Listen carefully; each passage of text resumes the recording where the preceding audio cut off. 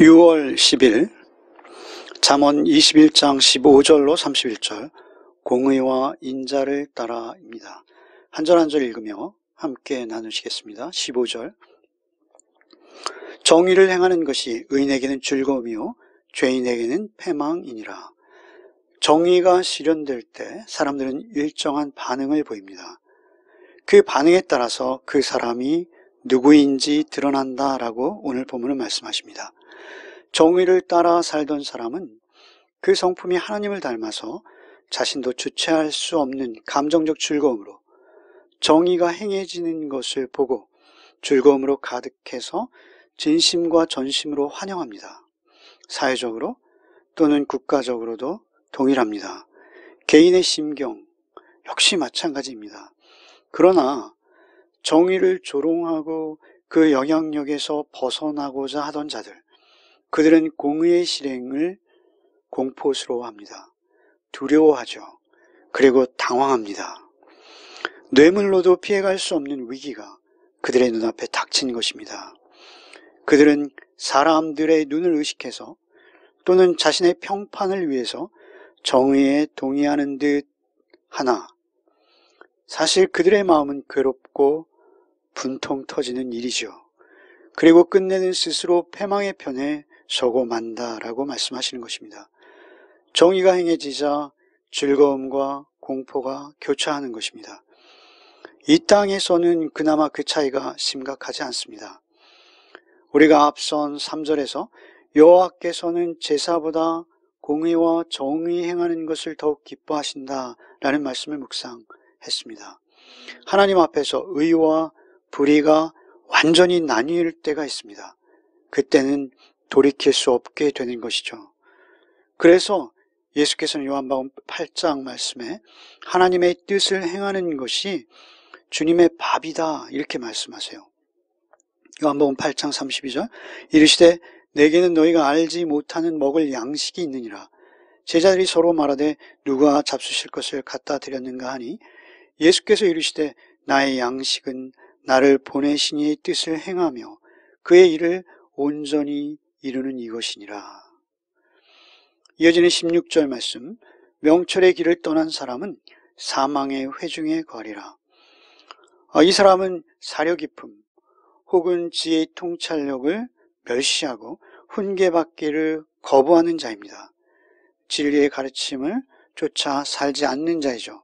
결국 명철, 지혜는 하나님께로부터만 말미암았기에 그는 하나님을 부인하고 떠난 상태가 되는 것입니다. 깨달음을 받았음에도 깨닫게 은혜를 베푸셨음에도 그 길을 거부하며 거절하는 자, 그 끝은 죽음이다 라고 말씀하시는 것이죠. 그는 죽음의 무리에 속해서 이미 죽음의 형벌을 받은 것입니다. 17절 연락을 좋아하는 자는 가난하게 되고 술과 기름을 좋아하는 자는 부하게 되지 못하느니라. 연락, 곧 향락과 쾌락을 좋아하고 술과 기름, 곧 술과 사치함을 좋아하는 사람 결국 가난해질 것이다 라고 말씀하십니다. 의인의 관심은 공의를 행하는 것입니다. 그러나 그는 이 연락을 좋아하는 자는 미용과 향기를 위해서 몸에 바르는 기름을 좋아하고 있는 거예요. 18절 악인은 의인의 속전이 되고 사악한 자는 정직한 자의 대신이 되느니라. 악인이 의인을 위해서 선한 의미의 희생양이 된다 그런 의미가 아닙니다. 의인은 예비된 재앙에서 구원을 얻지만 악인은 그 악함으로 구원을 얻지 못하며 결과적으로 오히려 의인의 형통을 위해서 이용되는 꼴이 되고 만다 그런 의미인 것입니다. 19절 말씀 다투며 성내는 여인과 함께 사는 것보다 광야에서 사는 것이 나으니라. 앞선 9절에서 움막과 큰 집이 비교되었죠. 여기서는 광야가 등장합니다. 광야는 쫓기는 자가 도망치는 곳입니다. 본문은 이혼을 장려하는 것이 절대 아닙니다. 이혼보다는 차라리 미혼자들에게 남녀를 불문하고 평안과 화목이 넘치는 가정을 꾸리기 위해서 배우자를 선택하는데 신중하라 라는 교훈을 하고 계시다라고 보는 것입니다. 20절 말씀입니다. 지혜 있는 자의 집에는 귀한 보배와 기름이 있으나 미련한 자는 이것을 다 삼켜버리느니라. 앞선 17절에서 연락을 좋아하는 자는 기름을 순식간에 자신을 위해서 소비합니다. 그러나 지혜 있는 자는 성실하고 부지런하여서 약자들을 돌보며 하나님의 은혜를 누립니다. 그리고 전략하는 삶을 유지합니다. 그래서 그의 집에는 귀한 보배와 기름이 떨어지지 않는다라는 것입니다. 21절 공의와 인자를 따라 구하는 자는 생명과 공의와 영광을 얻느니라.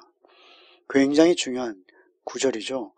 하나님의 속성을 표현하는 대표적인 두 단어가 있습니다. 늘 말씀드립니다만 성경 전체를 요약하는 두 단어이기도 합니다. 그런데 이 단어가 놀랍게도 연이어 등장하고 있습니다. 공의와 인자, 체데카와 헤세드입니다. 하나님의 성품을 구하는 자, 하나님의 성품을 따라 살려하는 자는 가장 좋은 것들을 풍성하게 얻을 것이다 라는 선언이시죠. 생명과 공의와 영광을 얻을 것이다 라고 말씀하십니다. 하나님의 성품을 구하는 심령이 가난한 자, 그에게 하나님께서 가장 좋은 것 주신다라고 언약하시죠. 하나님의 공의와 사랑을 구하는 자, 그는 하나님의 정의와 인내, 사랑의 가치가 깨어져서 스스로 일어설 수 없는 약한 자들에게 관심이 있습니다. 의와 사랑을 실현하는 자로서 하나님 나라의 가장 소중한 가치들을 자신의 삶에서 직접 실천하기 원하는 자들입니다. 하나님 나라의 의가 양식된 자, 밥이 된 자입니다. 본문에 구한다라는 표현은 간절함과 열정을 드러내는 것입니다. 의와 사랑을 추구함으로 그의 생명과 의와 영광을 얻는 것이죠. 그가 구한 것은 공의와 사랑의 실현이지만 그가 구하지도 않은 구한 것 이외에 다른 선물을 받는 것입니다. 하나님의 나라와 의를 구한 자에게 이 모든 것을 더하시겠다라는 예수님의 말씀과 일치하는 것이죠. 생명은 가장 소중한 것입니다. 의는 하나님의 성품입니다. 의가 실현될 때 그것이 눈에 보이는 열매로 나타난 것, 그것을 번영이라고 할 수 있습니다. 많은 주석가들은 이 앞선 의와 뒤에 등장하는 의를 이 의는 번영이다 라고 주석합니다. 영광은 하나님의 성품을 드러내므로 그에게 임하는 놀라운 축복입니다. 마치 하나님의 임재를 누리는 것과 같은 기쁨, 그것이 영광이라는 것이죠. 진실한 성도, 그는 종말에 영광으로 하나님의 완전하신 공의와 사랑의 통치에 결국 들어가게 된다라는 것입니다. 하나님과 연합한 자는 죽을 때도 오히려 소망이 있다. 14장 32절 말씀에 있지 않았습니까? 그 영광이 그에게 주어질 것이다 라는 것이죠. 22절 말씀, 지혜로운 자는 용사의 성에 올라가서 그 성이 의지하는 방벽을 허무느니라. 전쟁의 상황에서 그 성을 허무는 것, 그것은 승리이죠. 본문은 그러나 전술을 교훈하는 것이 아닙니다. 지혜는 그렇게 용맹하게 적의 성벽을 올라가는, 그렇게 치밀한 계획을 세운 전략가와 같이 지혜가 위대한 결실을 이룬다라고 말씀하시는 것입니다. 23절에 입과 혀를 지키는 자는 자기의 영혼을 환난에서 보존하느니라. 입과 혀를 지킨다라는 것은 할 말은 하고 해서 안 되는 말은 하지 않는 것을 의미합니다. 부주의한 말은 사회적, 법적 어려움을 당하게 할 수 있을 뿐 아니라 개인적으로도 자기의 영혼마저 재앙에 빠뜨릴 수 있다라고 경고하시는 것입니다. 24절 말씀, 무례하고 교만한 자를 이름하여 망령된 자라 하나니 이는 넘치는 교만으로 행함이니라. 망령된 자라는 것은요, 하나님을 업신여기며 진실을 인정하지 않는 자입니다. 망령된 자의 원어적 의미는 입을 삐죽거리다, 업신여기다 이런 의미입니다. 그들의 특징은 무례합니다. 교만하여서 하나님을 인정하지 않기에 사람들 역시 인정하지 못하고 입을 삐죽거리고 업신여기면서 진리와 진실을 인정하지 않는 자들입니다. 교만은 실로 잠언에서 반복해서 등장하는 가장 저주받은 무서운 죄입니다. 25절 말씀, 게으른 자의 욕망이 자기를 죽이나니 이는 자기의 손으로 일하기를 싫어함이니라. 교만한 자와 게으른 자 함께 어울려서 등장하는 것을 봅니다. 교만한 자와 게으른 자는 욕심이 많고 일은 하지 않으며 오히려 약한 자들을 이용하려는 생각으로 가득합니다. 일하지 않으며 풍성한 삶을 욕망하는 자, 그는 헛된 욕망으로 자기가 자기를 죽음에 이르게 할 것이라고 말씀하시는 것입니다. 일확천금을 바라는 헛된 망상을 쫓는 사람들이 많아진 세태입니다. 그러한 삶은 결국 세월을 허송하고 죽음에 이를 뿐이다 라고 말씀하십니다. 26절 말씀, 어떤 자는 종일토록 탐하기만 하나 의인은 아끼지 아니하고 베푸느니라. 여기 어떤 자는 바로 앞절에 게으르며 헛된 욕망만 가득한 자입니다. 그는 오직 헛된 탐심으로 하루를 보내지만 의로운 사람은 아끼지 않고 이웃에게 베풀며 도움을 주고 있다라고 말씀하십니다. 27절에 악인의 재물은 본래 가증하거든 하물며 악한 뜻으로 드리는 것이랴. 지은 죄를 정당화시키려는 의도로 혹은 다른 악한 계획을 이미 세우고 겉으로 경건한 척하며 드리는 재물, 거기에 대해 말씀하시는 것입니다. 마치 하나님을 달래려는 듯 망령된 의도를 지적하시는 것입니다. 이런 자가 드리는 재물이라면 하나님을 이용하려는 종교적 뇌물로 봐야 할 것이죠. 하나님께서는 회개 없는 재물을 받지 않으십니다. 아니, 미워하십니다. 28절입니다. 거짓 증인은 패망하려니와 확실히 들은 사람의 말은 힘이 있느니라. 증인을 두 부류로 나누고 있습니다. 거짓 증거를 가지고 법정에 서거나 삶을 지속하는 자는 결국 패망할 것이다 라고 말씀하시는 것이죠. 그러나 확실히 들어서 자신을 가지고 확신을 가지고 증언한 자, 그 증언에 힘이 있다라고 하시는 것입니다.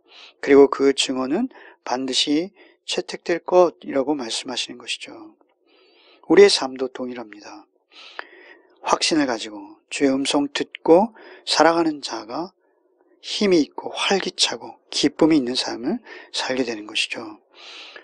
29절 말씀입니다.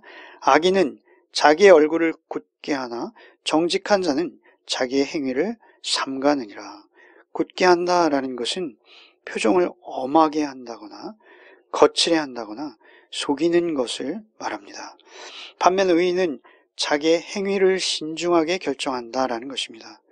즉 하나님을 기쁘시게 하는 것은 거칠애가 아니라 실제적인 근실한 행동이라고 말씀하시는 것입니다. 30절 말씀입니다. 지혜로도 못하고 명철로도 못하고 모략으로도 여호와를 당하지 못하느니라. 인간의 지혜, 인간의 통찰력, 그들의 계획이 하나님의 뜻과 일치하지 않을 때 결코 성공할 수 없다라고 하시는 것입니다. 하나님의 지혜는 인간의 것과 비교할 수 없는 것입니다. 예수께서 오셨을 때 인간들이 가장 지혜롭게 여긴 종교 지도자들이 보인 반응을 우리는 잘 알고 있습니다. 사도행전 2장 23절에 그가 하나님께서 정하신 뜻과 미리 아신 대로 내준 바 되었거늘 너희는 법 없는 자들의 손을 빌려 못 박아 죽였으나. 베드로의 설교죠. 결국 그들의 지혜는 오히려 예수님을 부인하고 부정하고 예수님을 십자가에 못 박는 데까지 간 것이 그들의 지혜의 결과인 것이죠. 오직 우리를 구원하시는 지혜는 우리가 보기에는 참으로 미련해 보이지만 십자가만이 유일한 지혜입니다. 여러분, 우리가 고린도전서 1장부터 3장까지 기록하고 있는 말씀을 통해서 알 수 있는 바는 십자가만이 우리에게 유일한 지혜입니다. 우리를 구원해내는 하나님의 지혜입니다. 31절 사울 나를 위하여 마병을 예비하거니와 이김은 여호와께 있느니라. 전쟁을 대비한 인간의 지혜는 전쟁에 쓰일 말들을 많이 준비하는 것입니다. 그러나 전쟁은 인간에게 속한 것이 아니다라고 성경은 일관되이 말씀하십니다. 오직 우리의 승리는 여호와에게만 있다라고 선언하십니다. 기도하시겠습니다. 주님, 오늘도 주님 은혜로 하나님의 형상을 회복한 자답게 살게 하여 주옵소서. 하나님의 정의와 하나님의 사랑을 힘써 따르는 자로 오늘도 살게 하여 주옵소서. 임마누엘 하신 하나님과 온전한 동행함만을 원합니다. 주 성령께서 우리를 인도하셔서 오늘 하루도 주 안에서 기쁨되는 하루 되게 하여 주옵소서. 예수 그리스도의 이름 받들어 기도하옵나이다. 아멘.